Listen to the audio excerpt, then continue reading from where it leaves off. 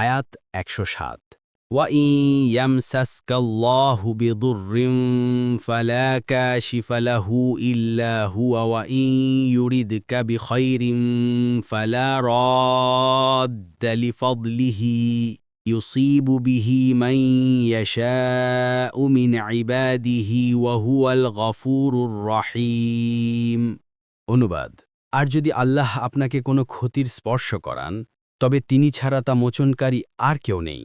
আর যদি আল্লাহ আপনার মঙ্গল চান, তবে তার অনুগ্রহ প্রতিহত করার কেউ নেই। তার বান্দাদের মধ্যে যাকে ইচ্ছে তার কাছে সেটা পৌঁছান, আর তিনি পরম ক্ষমাশীল, অতি দয়ালু। তাফসির ১ নম্বর ফুটনোটের বিবরণ।